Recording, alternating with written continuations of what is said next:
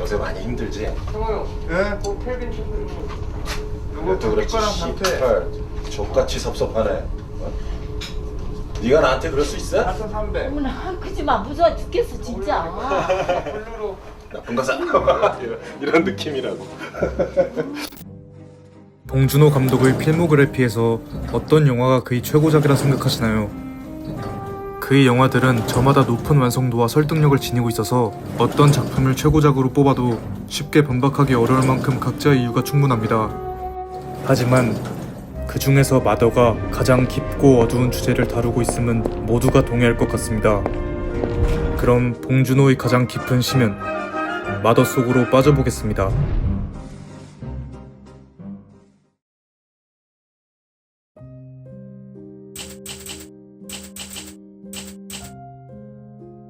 모든 봉준호 감독의 영화가 그렇듯 마더 역시 여러 겹의 레이어가 층층이 쌓여있는 영화입니다.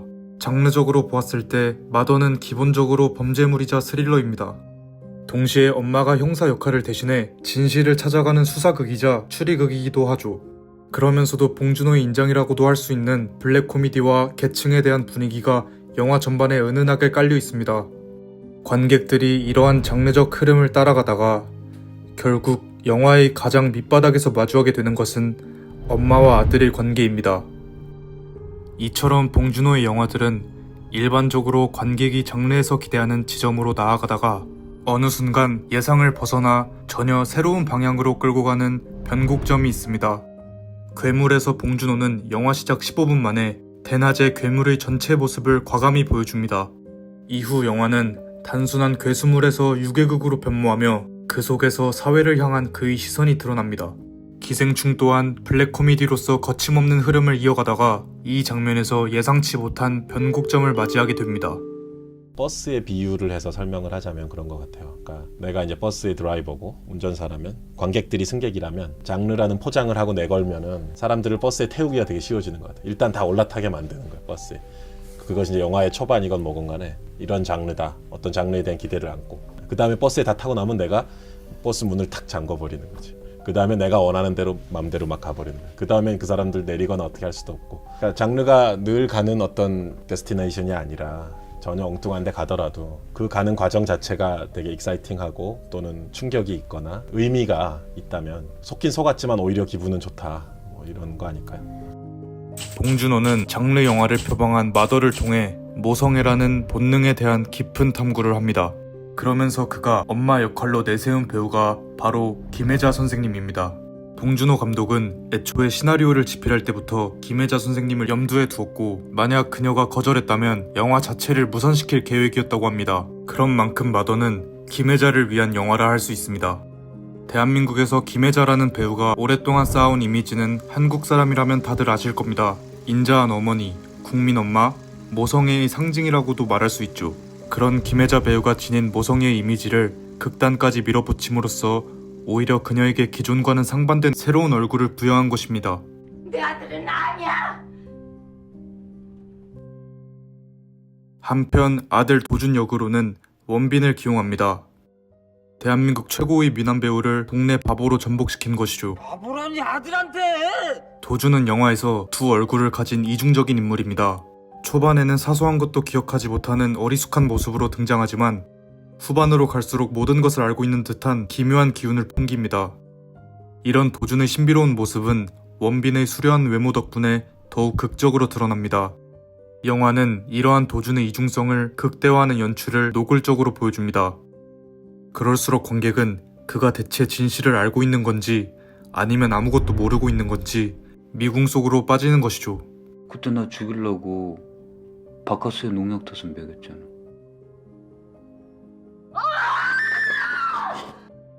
이처럼 봉준호의 캐스팅 과정을 보면 그가 배우를 단편적인 이미지로 소비하지 않고 얼마나 독특하고 뒤틀린 시선으로 바라보는지 알 수 있습니다. 배우들이 지닌 기존 이미지를 극대화하거나 과감히 정복시킴으로써 영화의 핵심이라고 할 수 있는 이중성이 부여되고 작품 전체가 한층 입체적으로 살아나는 것이죠.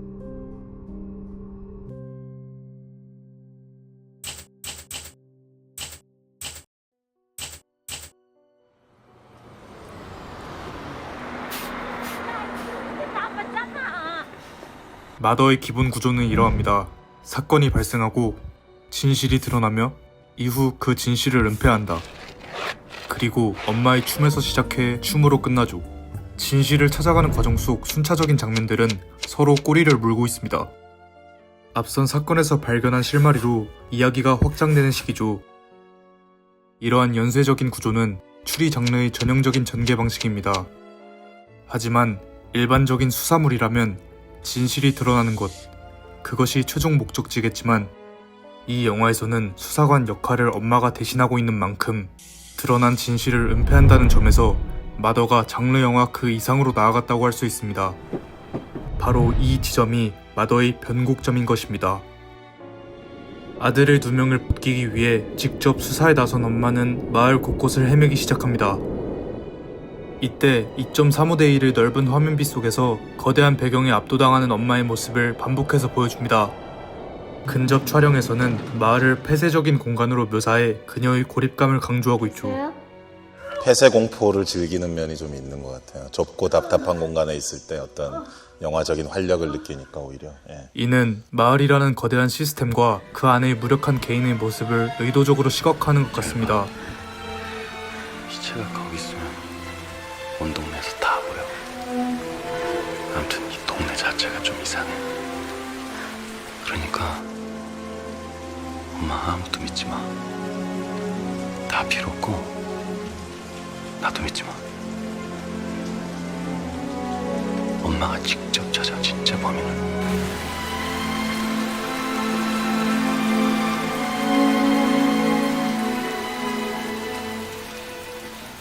왜 엄마가 형사 역할을 대신해 직접 수사에 나서야만 했을까요? 그건 형사가 형사 역할을 제대로 못했기 때문입니다. 봉준호의 영화들을 보면 정상적으로 작동해야 할 사회 시스템이 제대로 작동하지 않으면서 벌어지는 상황들이 대부분입니다. 그래서 결국 문제를 해결하기 위해선 개인 혹은 가족이 직접 나설 수밖에 없는 구조가 만들어지죠. 할머니. 그렇기 때문에 김혜자를 엄마라 부르는 유사 가족이자 유사 경찰로서의 진태의 역할은 필연적이었을 겁니다. 근데 경찰 이것들은 도준이 그 꼴통 하나 나왔다고 씨발로 완전 날로 먹으려고.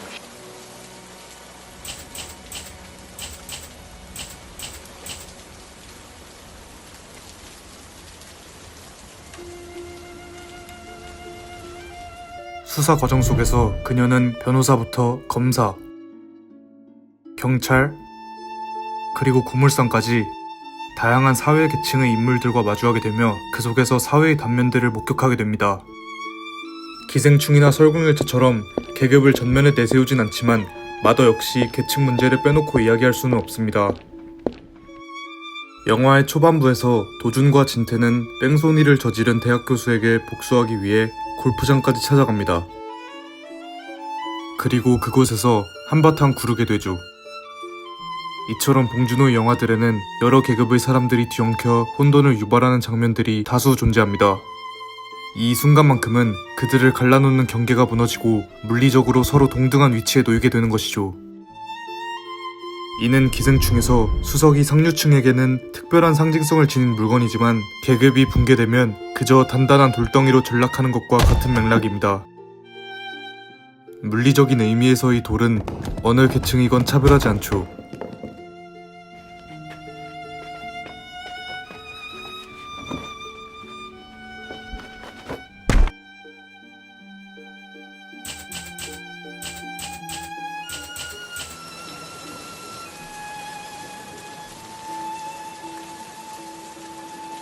도준의 누명을 벗기려던 엄마의 수사는 역설적으로 그 일이 누명이 아님을, 즉 아들의 죄가 진실이었다는 사실을 밝히게 됩니다.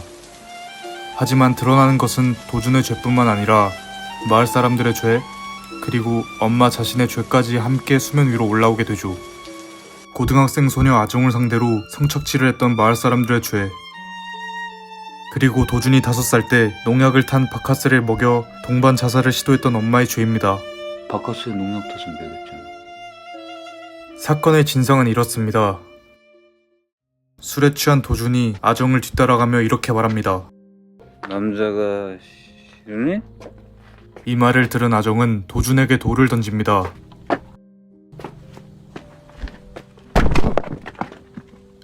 그리고 이렇게 말하죠. 나 남자가 싫어. 그니까 말 함부로 하지 마, 이 바보 같은 새끼야. 그러자 도준은 아정에게 다시 돌을 던지게 됩니다.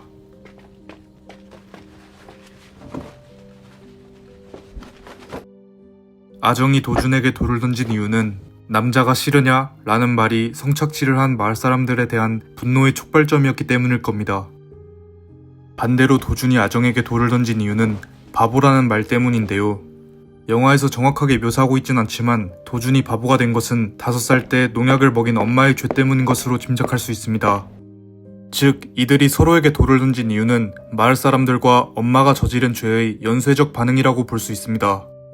이때 도준의 대사가 의미심장하게 다가옵니다. 다들 내가 죽였다 그러고 엄마 따라해봐.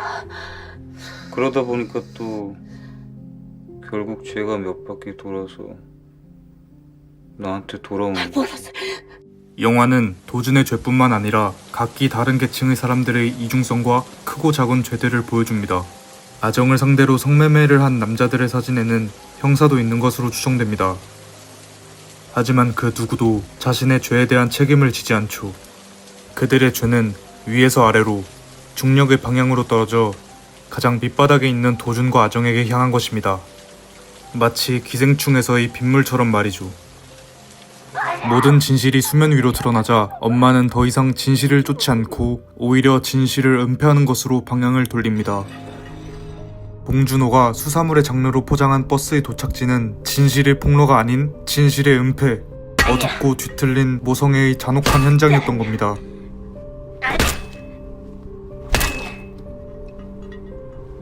아니야 이 쓰레기야. 과거의 진실을 알아버린 도준에게 침을 놓으려던 엄마. 나쁜 일, 끔찍한 일, 석병나기 좋게 가슴에 꽁 맺힌 거 깨끗하게 풀어준 짐자리가 있어. 죽은 아정의 핸드폰을 찾으려던 남자들 역시 각자가 저지른 죄를 감추기 위한 은폐의 행동을 한 것이죠. 그러나 죄를 덮는 행위만으로는 그것이 없는 사실로 만들 수는 없습니다. 은폐된 진실은 골마가다가 언젠가는 진물처럼 터져나오기 마련입니다. 엄마가 나 죽이려고 했던 거. 즉, 그 죄를 누군가는 책임을 져야 비로소 끝이 나는 것이죠. 여기서 봉준호는 이렇게 넓은 계층의 스펙트럼에서마저도 지하실을 파괴됩니다.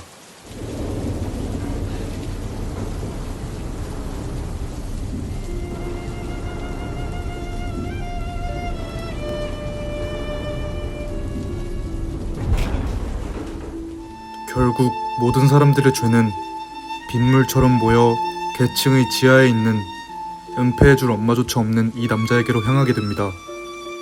엄마 없어.